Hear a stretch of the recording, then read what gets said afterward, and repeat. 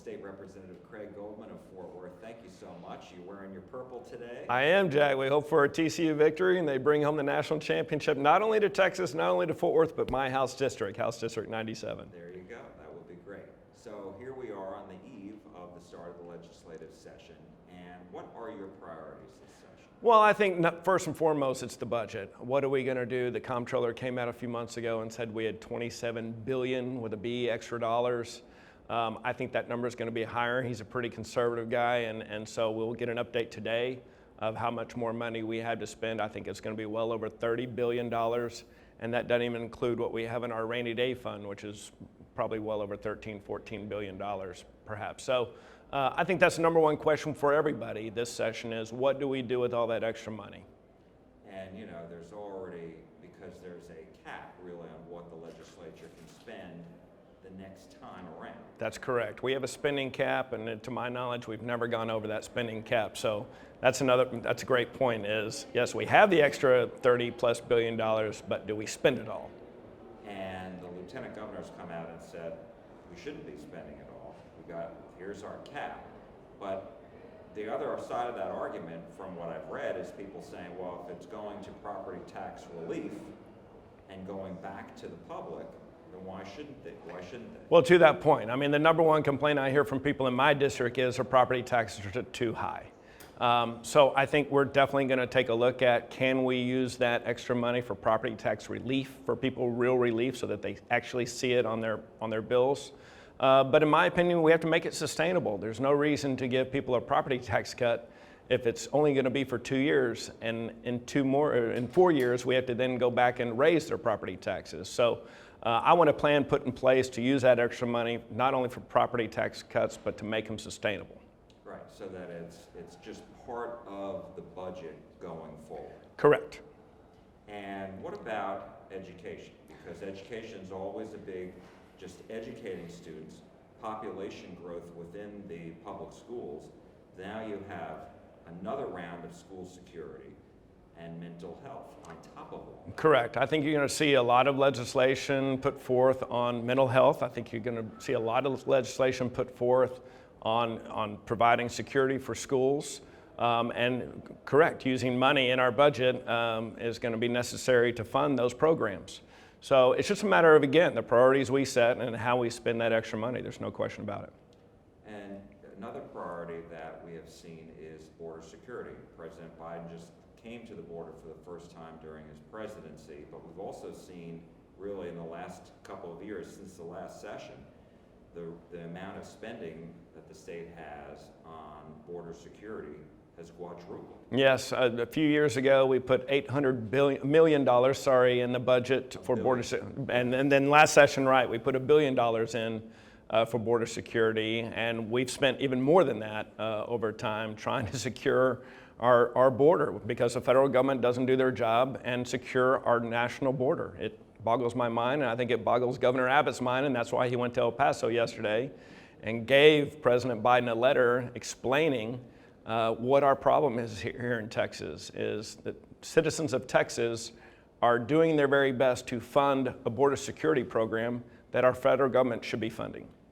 It's a dramatic increase that will now have to, I mean, do you see the state backing off of that, or do you think No, just the opposite. I think as long as the federal government doesn't do their job and protect our federal border, then it's up to the people of the state of Texas to protect their border. So that will also have to become permanent, right? I would assume so, yes. If we don't get the necessary funds from the federal government, and I think the governor said yesterday is $20 million in total that we spent, that we're asking, the letter said that he's asking President Biden to refund us $20 million that we've spent over time, $20 billion over time, that we're asking for that money back. And what about the grid? Because right now, obviously there are a whole bunch of state laws passed during the last session.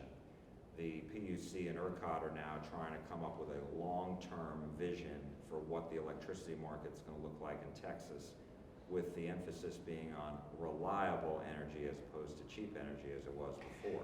do you expect the legislature to make put its own stamp on this? Well, I think we put our own stamp on it last session in many, many, many hours of hearings, not only on the House side, but on the Senate side. We combined came up with Senate Bill 3. So I think we still need time for those changes to be implemented. They're not fully implemented yet after 2 years.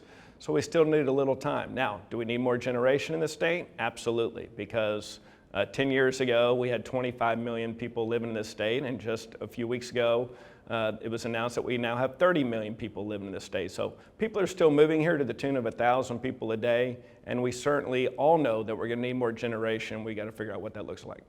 Abortion made headlines last year, obviously, with the overturning of Roe v. Wade and the new Texas law.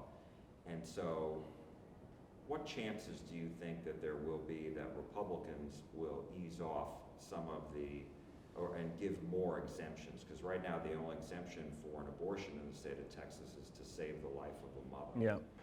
Do you see that? Well, as we've seen already, there's already bills filed for this legislative session. Many members have filed bills in the House, and many have already filed bills in the Senate. I think there's many bills filed dealing with abortion. I can't predict now what's going to make it through committee, what's going to make it to the House floor, and what we're going to vote on. I just can't predict that at this point. But it's part of the process. So we'll see once the bills start getting referred to committees, the hearings that are heard on those, and then if the members of those committees vote them out and they end up on the House floor, then we'll be able to understand what's in those pieces of legislation and if we're able to pass them.